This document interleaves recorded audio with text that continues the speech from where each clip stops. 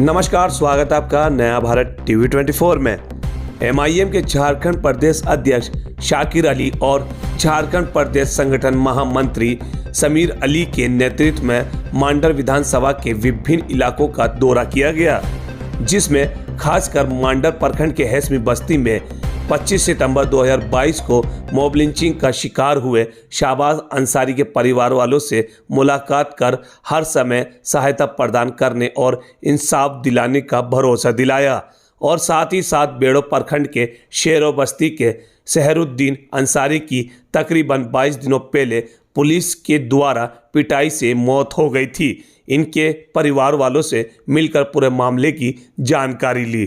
तो सुनिए क्या कुछ कहा झारखंड प्रदेश अध्यक्ष शाकिर अली और समीर अली ने, सुने जरूर इस स्पेशल रिपोर्ट में। जैसा कि आप देख रहे हैं, ये शेरो ग्राम है, बेड़ो प्रखंड का नरकोपी थाना के अंतर्गत ये गांव आता है। ये 15 घर मुसलमानों की आबादी वाला गांव है। इसमें सहरुद्दीन अंसारी नाम के एक नौजवान लड़के को थाने में पुलिस प्रशासन के द्वारा पीट कर मार डाला गया। बड़ी हृदय विदारक घटना है। 12 सितंबर 2022 ईस्वी की, जिस दौरान हम लोग संथाल परगना के दौरे पे थे। यहाँ से हम लोगों को फ़ोन किया, लोग गए थाने के पास न्याय की गुहार लगाने के लिए। प्रशासन ने दोषियों पर कार्रवाई करने के बजाय जो न्याय की गुहार लगाने के लिए गांव के लोग गए, ग्रामीण गए, उन लोगों पे 20 लोगों पे नामजद एफआईआर कर दिया गया। 250 अज्ञात लोगों पे एफआईआर कर दिया गया। बड़ी हास्यास्पद और बड़ी आश्चर्यजनक बात है कि ये न्याय के रक्षक लोग, ये लोगों के रक्षक के भक्षक कैसे बन गए। आज पुलिस प्रशासन का कहना है कि नहीं, ये घटना ग्रामीणों के द्वारा की गई। मेरा कहना है कि जब ग्रामीणों के द्वारा की गई तो उन पे एफआईआर दर्ज करके, उनको चिन्हित करके उनकी गिरफ्तारी अभी तक क्यों नहीं हुई। और अगर पुलिस प्रशासन ने ये हृदय विदारक घटना को अंजाम दिया है, ये हत्या की है एक निर्दोष व्यक्ति की, तो फिर आपने सिर्फ लाइन हाजिर करके थाना प्रभारी को लाइन हाजिर कर दिया, जबकि प्राइमा फेसी जो कानून है उसके अंतर्गत थाने के तमाम अमला को आपको सस्पेंड करना है। लेकिन आपने लाइन हाजिर कर दिया और फिर आप महीने 1.5 महीने के अंदर आप उनको एक बढ़िया थाना हैंड ओवर कर दीजिएगा। ये मैं पुलिस कप्तान साहब से, जो यहाँ पे संजोग से एक मुस्लिम समाज के नौशाद साहब हैं, ग्रामीण एसपी हैं, मैं उनसे कहना चाहता हूँ। और इसमें पुलिस ने कोई कार्रवाई नहीं की। कोई सिर्फ दो लोगों का नाम उसमें 2 लोगों को गिरफ्तार किया गया और 2 लोगों का नाम ही नामजद किया गया, जबकि अज्ञात लोग यकीनन थे। आप मॉब लिंचिंग का कानून आप पास करते हैं, मॉब लिंचिंग कहाँ गए? मॉब लिंचिंग के जो प्रावधान थे आप आई वॉश कर रहे हैं, आप लोगों को बेवकूफ़ बना रहे हैं। झारखंड सरकार इससे पहले नवंबर 2020 में आदिवासियों का जो सरना धर्म कोड है वो बिल भी आपने पेश किया। 11 नवंबर 2020 को स्पेशल सेशन बुलाकर आपने सरना धर्म कोड के बिल पास किया। आज क्या हुआ? महामहिम राज्यपाल ने वापस कर दिया। आपने मॉब लिंचिंग का कानून बनाया, वो भी वापस कर दिया। आप पीठ थपथपा रहे हैं 1932 का खतियान और 27% रिजर्वेशन देकर ना। आप सोच रहे हैं कि आप आश्वस्त हो गए, 2024 के चुनाव को जीतने के लिए आश्वस्त हो गए। नहीं, ये आपका भ्रम है। ये भी बिल जाएगा और वापस होगा। अब्राहम लिंकन ने एक बात कही थी कि you can fool all the people some of the time and some of the people all the time, but you can't fool all the people all the time. आप दुनिया के तमाम इंसानों को थोड़ी देर के लिए मूर्ख बना सकते हैं और कुछ चापलूसों को हमेशा के लिए। लेकिन अगर आपने ये सोचा है, हेमंत सरकार साहब, हेमंत जी आप बड़े होशमंद हैं, अगर आपने ये सोच रखा है कि हम इस झारखंड प्रदेश के तमाम लोगों को हमेशा बेवकूफ़ बनाते रहेंगे, मूर्ख बनाते रहेंगे, तो इट्स क्वाइट इम्पॉसिबल। ये कदापि संभव नहीं है, ये बिल्कुल असंभव है। और आप सचेत हो जाइए। आपने ये भ्रम पाल रखा है कि हम 32 के खतियान से हम जीत गए सारे आदिवासी। तो आपका संथाल परगना में सिर्फ आदिवासी वोटर आपका वोटर है, उसके वोट से आप जीतते हैं। संथाल परगना में आदिवासी वोटरों से बड़ा वोटर हम मुस्लिम समाज का है। और आपने हमेशा, जब से आप सरकार में आए, मुसलमानों के साथ हमेशा डिस्क्रिमिनेशन वाली पॉलिसी अपनाई। आपने दोहरा रवैया अपनाया, डबल स्टैंडर्ड पॉलिसी अपनाई। ये नहीं चलेगा। हम झारखंड मजलिस के लोग नहीं चलने देंगे इंशाअल्लाह रहमान। आप जितना जल्द हो सके, बैरिस्टर साहब ने भी आपको आदेशित किया है ट्विटर के जरिए। हमारे बिहार के प्रदेश अध्यक्ष जनाब अख्तरुल इमान साहब ने आपको ट्वीट किया कि आप इस पर कार्रवाई करें। हमारे लोगों को लिंच किया गया इस तरह। एक आपका अधिकारी नहीं किया, एक डेलीगेशन नहीं किया।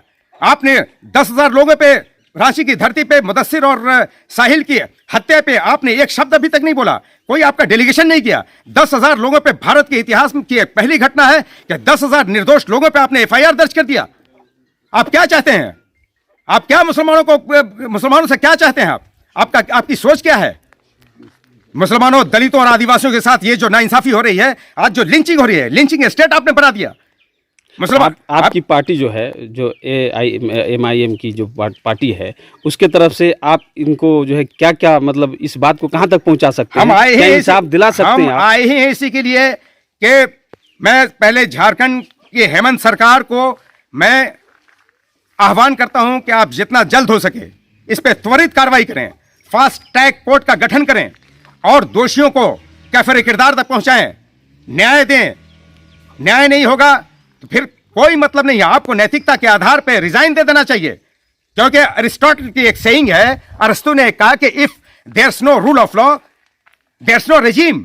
वो अपनी मौजूदा नस्लों को कि तुम IPS बनो, IAS बनो, इंजीनियर बनो, डॉक्टर बनो, एडवोकेट्स बनो, ताकि तुम अपने समाज की समस्याओं की वकालत कर सको न्यायपूर्ण तरीके से। मैं कहता हूं कि आपने कार्रवाई उल्टा मुसलमानों पे ही कर दी। मैं कहता हूं कि आप हमको मुसलमान की दृष्टिकोण से क्यों देखते हैं? आप अधिकारी हैं, आप न्याय कीजिए। हम पहले इंसान हैं। इस देश में, भारत के संविधान में बाबा साहब डॉक्टर भीमराव अंबेडकर ने हम मुसलमानों को भी मान, सम्मान, स्वाभिमान और अभिमान के साथ जीने का अधिकार दिया है। और हमारे लोगों की इस तरह से निर्मम हत्याएं की जा रही हैं हमारे रक्षकों के जरिए। रक्षक हमारे भक्षक बन गए और आप इस तरह कार्रवाई करते हैं। एक छोटा अपराध में अगर कोई मुस्लिम नौजवान फंसता है तो आप लोग इतनी त्वरित कार्रवाई करते हैं जैसे आपको भारत रत्न अवार्ड से नवाजा जाएगा।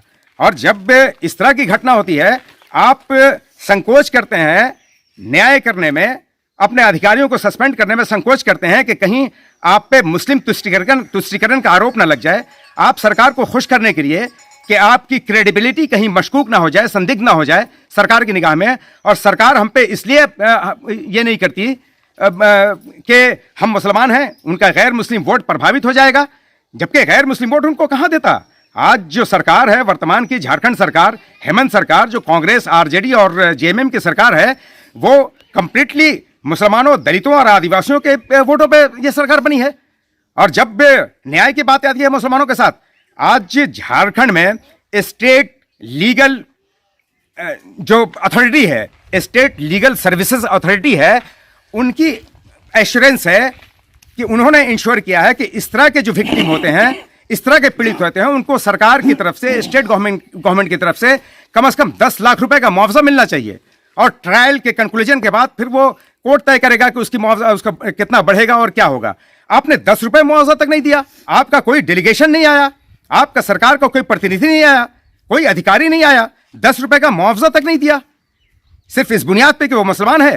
तो क्या मैं अब पूछना चाहता हूं झारखंड की सरकार से और इस प्रदेश के इस जिला के जिलाधिकारियों से कि क्या हमारा मुसलमान होना गुनाह है? क्या आप उन लोगों को मुआवजा देंगे जिनका नाम हेमंत है, हेमलाल है, हरिशंकर है, हरिंदर है, मुकेश है, रुपेश है? उन लोगों को देंगे क्या? सहरुद्दीन अंसारी, सहरुद्दीन जिसका नाम हो, शहबाज जिसका नाम हो, साबिर, शाकिर, इब्राहिम और इस्माइल जिसका नाम हो, अदनान और समनान जिसका नाम हो, आप उसको मुआवजा तक नहीं देंगे? जो सरकारी प्रावधान है, जो लीगल अथॉरिटी ने जो डिसाइड किया है, उसको उस मुआवजा भी देने से इनकार कर रहे हैं आप। क्या आपकी मंशा क्या है? ये तो वही बात हो गई जैसे में बैरिस्टर साहब कहते हैं कि रजिया फंस गई गुंडों में। सरकारी, एक तरफ सरकार का रवैया और दूसरे सरकारी गुंडों का रवैया। पिछले दिनों मंडर विधानसभा में लगातार 2 घटनाएं हुई हैं और हम लोग उसी के सिलसिले में आज इससे पहले हम लोग मंडर विधानसभा क्षेत्र के हेसमी गांव गए थे, जहां मृतक शहबाज अंसारी का ननिहाल है और वो वहीं रहकर मजदूरी किया करता था। वहां पर भी जाकर हम लोग मुलाकात किए मृतक के परिजनों से, और परिजनों द्वारा जो जानकारी दी गई कि जो 2 नामजद अभियुक्त थे, पुलिस द्वारा उनको गिरफ्तार करके जेल भेज दिया गया है मंडर थाना द्वारा। लेकिन मॉब लिंचिंग, शहबाज अंसारी के साथ जो मॉब लिंचिंग हुआ, तो उनके परिजनों को किसी प्रकार का सरकारी सुविधा नहीं दिया गया है, मुआवजा का प्रावधान है। और उनके परिजनों से बात करने के बाद जो सबसे दुर्भाग्यपूर्ण बात सामने आई वो ये कि इतनी बड़ी घटना होने के बाद सिर्फ हेस्मी गांव से आधा किलोमीटर की दूरी पर स्थानीय विधायक शिल्पा नेहा तिर्की जी एक निजी कार्यक्रम में शामिल होने के लिए आई थी, लेकिन आधा किलोमीटर के दूरी पर ही मृतक के परिजनों से मुलाकात करना भी उन्होंने मुनासिब नहीं समझा।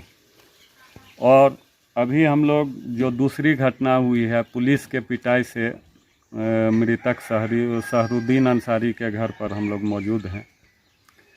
और इसमें जो बातचीत के क्रम में बातें सामने आई है कि शायद पुलिस वालों का कहना है कि ग्रामीणों के द्वारा मारपीट करके और पुलिस के हवाले किया गया था सहरुद्दीन अंसारी को, जिसमें उनको चोट आई और उनकी मौत हुई। पुलिस प्रशासन से हम लोगों का यही सवाल है, स्थानीय सरकार से यही सवाल है कि ग्रामीण यदि पिटाई करके उनको हैंडओवर किया पुलिस प्रशासन को, तो पुलिस प्रशासन ने श्योर कम से कम अज्ञात के विरुद्ध ही मुकदमा दर्ज किया होगा। तो यदि उन्होंने एफआईआर किया है अज्ञात व्यक्तियों के खिलाफ तो उस एफआईआर को सार्वजनिक करना चाहिए। और यदि एफआईआर नहीं किया है, ग्रामीणों ने सही सलामत सुपुर्द किया सहरुद्दीन अंसारी को, तो फिर संबंधित पुलिस पदाधिकारियों पर धारा 302 के तहत मुकदमा दर्ज करके कार्रवाई करना चाहिए। और ये जो आईवास वाली पॉलिसी रांची पुलिस के द्वारा अपनाई गई है कि थाना प्रभारी को लाइन क्लोज कर दिए, 15 दिन के बाद फिर कहीं पोस्टिंग कर दीजिएगा, तो ये दोहरी नीति नहीं चलेगी। वो इसका इंक्वायरी करके वरीय पदाधिकारी और इस मामले को सार्वजनिक करे कि पुलिस दोषी है या फिर पब्लिक के पिटाई से मौत हुई। पब्लिक के पिटाई से यदि मौत हुई तो पब्लिक के ऊपर एफआईआर दर्ज किया गया होगा, वो एफआईआर सार्वजनिक होना चाहिए। और यदि पुलिस पदाधिकारी यदि दोषी हैं तो फिर उनको बर्खास्त करके उनके ऊपर धारा 302 के तहत मुकदमा दर्ज करके और कार्रवाई होनी चाहिए।